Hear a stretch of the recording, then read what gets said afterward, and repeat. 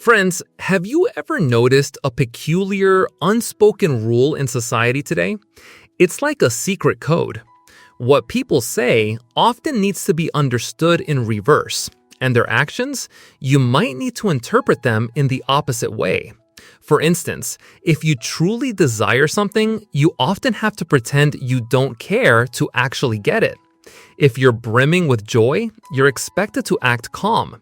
If you're furious, you must appear indifferent. The more someone claims not to care, the more they likely do. The more they say it's nothing, the more problems they probably have festering inside. So when you listen to others, try listening in reverse. When you observe their actions, look for the inverse. Learning to listen this way, to embrace the opposite, is how you become truly centered. If you simply believe everything you hear or accept everything at face value, you're the one who's truly out of sync. And trust me, you'll be the one who ends up hurting the most. I know life can be incredibly demanding. What I'm sharing with you isn't always easy to grasp. It's especially hard to master if you just hear it once. My advice? Stick with this until the end and come back to it. Listen again and again whenever you have a moment, perhaps while you're doing chores or just relaxing. Please share this and save it to your playlist for easy access. I'm absolutely certain that within just a few short months, your mindset will evolve leaps and bounds, reaching an entirely new level. Welcome to Evolve Every Day. In mathematics, there's a rule. A negative number multiplied by a negative number results in a positive number. But when a positive number multiplies a negative one, the outcome is negative. This rule teaches us a profound life lesson. When others play deceptive games, when they're full of trickery, you need to be even more strategic and subtly cunning than them for a positive outcome to emerge. Our thoughts, words, and actions often follow this same logic. The opposite often leads to the truth. When everyone expresses themselves or responds in an inverse way, the final result turns out to be correct. Grasping this simple rule immediately illuminates so many things we previously couldn't understand. For example, many people constantly speak of integrity and morality, always claiming to act for the benefit of others. Yet, deep down, they're meticulously calculating their own self-interest. Why? Because the more people lack something, the more they feel the need to flaunt it. Be extremely cautious of those who constantly utter sweet, high-minded words. More often than not, their inner calculations run incredibly deep. Don't easily trust what people say. Instead, observe their actual behavior. This society is incredibly intricate. What you see directly is often just an illusion. For instance, the reported incomes of celebrities are often inflated. The financial statements of listed companies can be manipulated. Academic research might be biased. TV ratings can be fabricated. E-commerce order numbers are often fake. Live stream viewer data can be doctored, and even follower counts can be bought. Some bubble tea shops even pay people to create the illusion of a bustling crowd. This reminds me of a powerful line from the Diamond Sutra. All conditioned phenomena are like dreams, illusions, bubbles, and shadows. If someone can clearly see through these deceptions, they possess the true ability to perceive reality.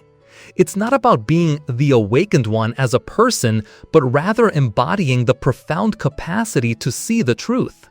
In Sun Tzu's Art of War, there's a saying, "Feign disorder and strike." It means to make reality appear illusory and illusion appear real. Military strategy never shies away from deception. This is precisely the most unique characteristic of our society. It uses a series of external appearances to mislead us, challenging our capacity for deep thought. Those who develop excellent thinking models possess the ability to think independently, thereby exposing false phenomena and achieving success. Conversely, those who simply follow the crowd, remaining vague and confused, will be deceived by these illusions and eventually be discarded by society, or even worse, exploited. The order and logic of this society are designed with incredible shrewdness. Those who can stand firm and live with true understanding in this world are far from ordinary. We often say that society operates on two systems of order. The first system comprises things that can be spoken about but not truly acted upon. These are the rules of Confucian morality, righteousness, and ethics. The second system encompasses things that can be done but never spoken of. These are the strategic rules of Gigutsi, dealing with schemes and tactics. So, remember, there are things you can only talk about, never do, and there are things you can only do, never talk about. If a person acts exactly as they speak, they often won't survive long in this society. That's why many people say one thing and think another, yet they are remarkably popular. It's because they align with the inherent rules of this society. This is the Tao, or way of society. What is the Tao? One yin, one yang, that is the Tao. This means that if a person can recognize the two opposing sides of a matter and skillfully manage both, they have truly grasped the Tao. The most effective skill in dealing with people is to turn their own weapons against them. When confronting bad people, the best approach is to be even more strategically bad than they are. If you try to disarm them with kindness alone, the outcome will often be tragic. Seeing through this society demands immense wisdom. The golden rule for understanding people is this: if you can become one of the top 1%, you will gain influence over the remaining 99%. Truth always resides in the hands of the few. Put simply, the vast majority of people are, in many ways, quite naive. Those who cannot grasp the deeper truths will inevitably be exploited by others throughout their lives. Around the world, 99% of people spend their days dreaming of rewards without effort, craving quick, short-term thrills, avoiding deep thought, and living superficially. The very essence of commerce lies in profiting from these human weaknesses. Of course, there's a crucial prerequisite. You must first overcome these weaknesses within yourself and become one of that rare 1%. Only then can you effortlessly navigate and inspire others free from attachment. Therefore, the pursuit of wealth can also be a form of self-cultivation, a process of shedding your own weaknesses and growing increasingly mature and complete. Otherwise, you'll simply be swept up and lost in the current. So, what's the greatest ethical principle in commerce? It's about satisfying human desires. There are so many people in the world whose inner lives are unfulfilled, immature, lacking in reason, and averse to deep thinking. They are like overgrown children constantly demanding. And if you can meet their needs, if you can bring them a sense of contentment, that in itself is a form of ethics, even a kind of merit. There are two of the hardest things in life. First, getting your thoughts into someone else's mind. Second, getting their money into your pocket. The first relates to the soul, the second to self-interest. That's why there's a saying, touching someone's self-interest is harder than touching their soul. The interesting thing is, these two often happen simultaneously. When you can truly embed your ideas into someone's mind, touching their very soul, they will willingly put their money into your pocket. You touch their self-interest. Therefore, the highest ability in the world is to be able to install a system of thought into the minds of the other 99% of people. For ordinary people, if they remain constantly submerged in the lures of commerce, short videos, entertainment shows, games, they will only grow poorer and more exploited. Only a small minority awakens, realizing they can't stay submerged like this. They begin to learn and think long-term. From there, they can gradually escape their predicament. This is the common state of life for 99% of humanity. They have many Facebook friends, but no one to truly open up to. Their phone contacts are full, but no one actually reaches out. When the phone does ring with an unfamiliar number, it's either someone offering a loan, selling a house, delivering food, or a scam call. Their job is dull. They don't want to advance, but they can't quit either. Starting a business feels too risky, lacking courage and capital. They try to do something, but have no idea what. They lie in poverty, yet find no peace. At night, 1,000 paths appear in their minds, but by morning, they can't take a single step down any of them. They've binged all the entertainment, lost interest in TV shows, grown tired of games, and now rely only on short videos and live streams for a momentary energy boost, seeking online shopping and promotions to sustain what little emotion is left in their lives. They know they feel profoundly empty, but have no idea what to do about it.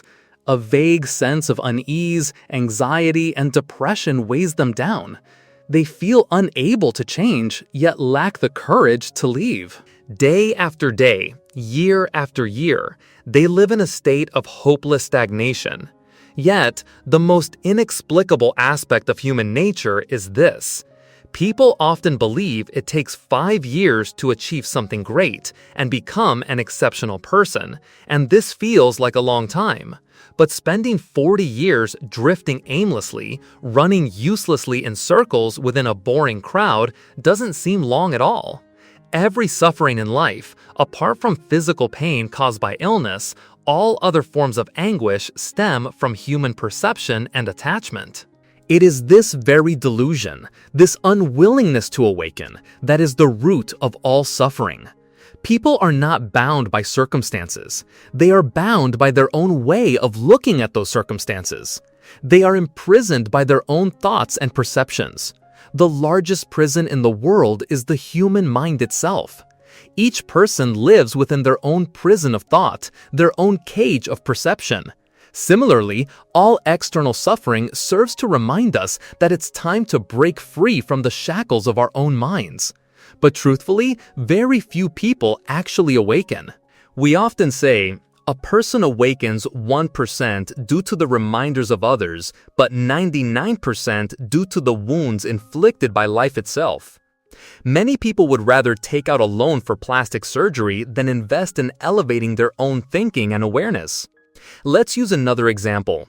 If you put a banana and money in front of a monkey, it will undoubtedly choose a banana because it doesn't know that money can buy many bananas. We laugh at the monkey's foolishness, but in reality, we often make similar mistakes.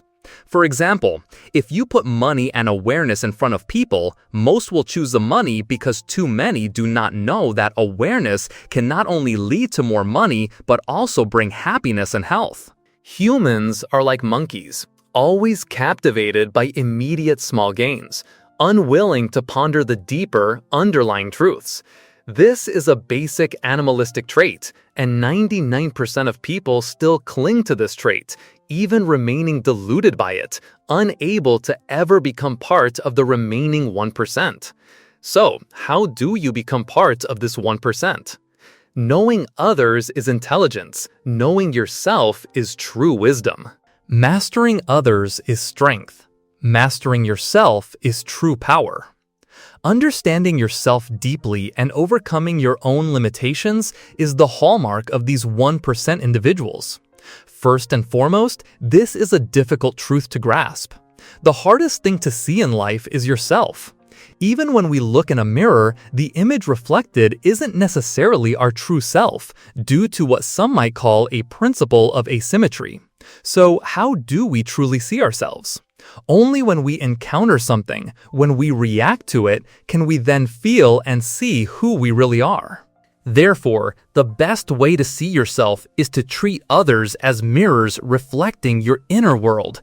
All the desires, ambitions, ignorance, or negative emotions we perceive in others are often just reflections of what's inside us. If we don't accept or dislike something, it often means something is missing within our own inner being. For example, when we feel irritated by others who flaunt their affection, it might be because we secretly yearn for more love within ourselves. When others boast, we might feel annoyed because deep down, we lack confidence. When we see others suffering, we empathize because there are tears held within our own hearts. When something appears before us, we should immediately turn inward and ask ourselves, why do I feel this way? What is missing in my inner world? The very thing that bothers us most about others is often what we cannot tolerate about ourselves, but refuse to acknowledge. Therefore, the people and situations that provoke our hatred, envy, and resentment will continue to recur until we finally accept them. This is, in fact, how the world pushes us to accept ourselves. The external phenomena that disturb us appear precisely to help us become more complete. The crucial thing is whether we can recognize this in time.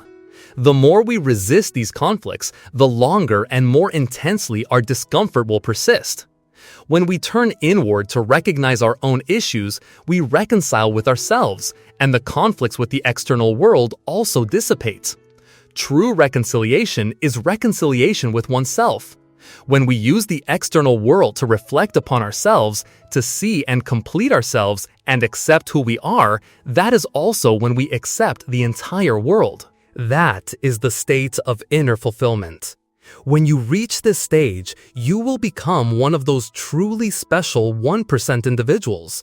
Your inner self will be more resolute than anyone else, courageous, decisive in action, diligently disciplined, and unyielding. Yet, outwardly, you will be softer, more graceful than any woman, radiant, gentle, keenly observant, and exquisitely subtle in thought. You will master the art of gentleness overcoming strength. From that point on, no one in this world will be able to stand against you. Everyone, please remember, the future of humanity will be divided into two types. The first type is the 99% who live instinctively, the ordinary majority. These are the people who scroll through short videos daily, follow live streams, play games, buy counterfeit products, acting as passive spectators in society. These individuals are merely consumers of societal resources. Their sole contribution to society is to conform to algorithmic mechanisms, becoming part of the big data. The second type is the 1% who defy instinct, those who maintain independent thought, high discipline, and continuous self-improvement. Algorithms cannot control them. On the contrary, they can see through the algorithms, grasp the laws of society, of truth and reality, and become the leaders of society. As it said, reversal is the movement of the Tao. Weakness is the application of the Tao. Those who can act contrary to human instinct are truly exceptional individuals, becoming that special 1%. So, once you've become part of this 1%, how do you influence others? Remember this golden rule.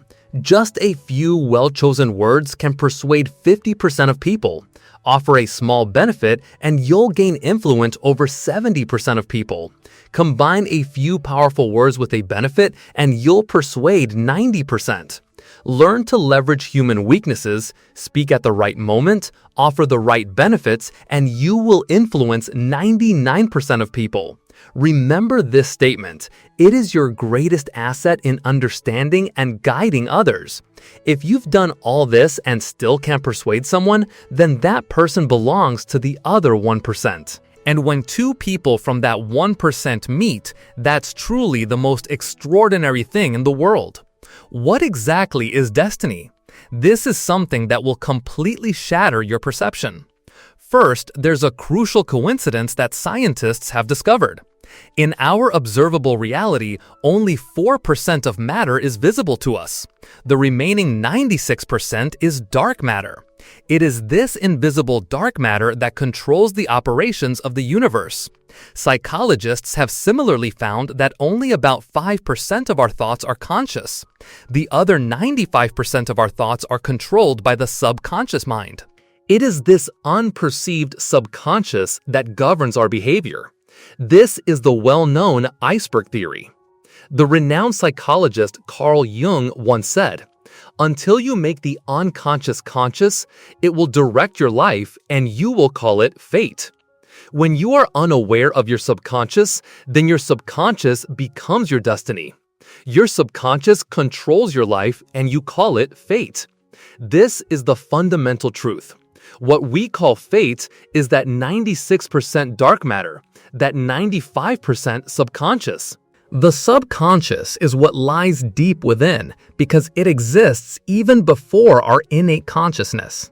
Innate consciousness is a product of later education and environmental influences, but the subconscious has existed since before we were even formed. Humans can be divided into three parts: the id, the ego, and the superego. The id represents our animalistic attributes, the ego embodies our societal attributes, and the superego, or as I like to call it, the true self, represents the attributes of a higher dimension. This true self is precisely the subconscious. Deep within each person lies a hidden essence, a true self, transcending the mundane affairs of the world. It exists for love, wisdom, and virtue. Once you find this true self, you will unlock a genuine energy source that will continuously fuel you, empowering you to turn the impossible into possible. The true self holds our experiences, beliefs, and perceptions, as well as our decisions, viewpoints, behaviors, choices, and much more. In fact, the most precious things in life, like innate talent, life mission, strengths, profound understanding, are all governed by the true self. However, its level of awareness is so high that we often struggle to recognize its presence. Think about the people around you. What makes some individuals who seemed so brilliant in school turn out to be ordinary later in life, while others who seemed unremarkable as children achieve unexpected accomplishments? The answer is clear. They found their true self. We all know that for anything to succeed, three main factors are crucial: heaven's timing, earth's advantage, and human harmony. But in reality, there's an even more vital factor: self-harmony. An ancient sage once fully articulated this: heaven's timing is not as good as earth's advantage. Earth's advantage is not as good as human harmony. Human harmony is not as good as self-harmony. And self-harmony is not as good as the divine self. Self-harmony means being in alignment with your own authentic self. The divine self is your true self. It quietly assists you from within. Your true self is your original spirit, always silently beside you. Once you find it and harness its power, everything will become smoother, as if guided by a higher force. The true self comprises two parts. First, innate talent, and second, life's mission. Innate talent is what you are naturally better at than others, without needing a reason. You are inherently gifted in that field. Your life's mission is what you were born wanting to do. You want to do it in your waking life and in your dreams. Even if no one offers you any benefit, you still want to pursue it. Mission and innate talent are the two primary channels connecting to the true self, and also the two main channels linking us to higher dimensions. Because these are inherent qualities, they come from our previous existences. Only they can connect us to the true self and to these higher dimensions. Once these two channels are opened, we can easily receive energy from higher realms, easily achieve success, and live authentically according to our true self. The true destination of life is the synthesis of innate talent and mission into the true self. There's a saying, 3 feet above your head, there are divine beings. That divine presence is your true self, silently observing your every action from above. Socrates often said, "Know thyself." In the Tao Te Ching, it is written, "Knowing others is intelligence, knowing yourself is true wisdom." Both are reminders that we absolutely must find our original spirit. At birth, man's nature is good. If you believe this saying, then all humans are born pure and kind. But over time, influenced by the world, behavior becomes tainted by vulgarity, and purity is obscured by greed. It is then that people begin to become deluded, rushing to seek external validation, tirelessly striving day and night. Gradually, the true self becomes covered by an increasingly thick layer of dust, and behavior becomes increasingly astray. Wang Yangming called this the innate knowledge of good or moral conscience within humans. It means we must dig deep to rediscover our original self. Zen Buddhism speaks of seeing the mind, seeing one's true nature. Seeing one's true nature leads to Buddhahood. Every person possesses Buddha nature, it is merely obscured. We need to continuously observe our inner self and self-reflect to recognize it. In essence, it is the profound understanding of our higher self. Philosophers say we must seek the self, and we say we must hold on to our original intention. In reality, these are all based on the same principle. Why do 99% of people fail to find their true self? It's as if each person upon birth is cast under a spell or injected with a blockade, tightly imprisoning their soul. We often say this world is inherently a maze, like a pre-designed program. The core purpose of this program is to lead us astray. It uses various forms of illusion, temptation, and desire to blind us. Life seems to offer countless choices and possibilities, but in reality, it's just a grand illusion.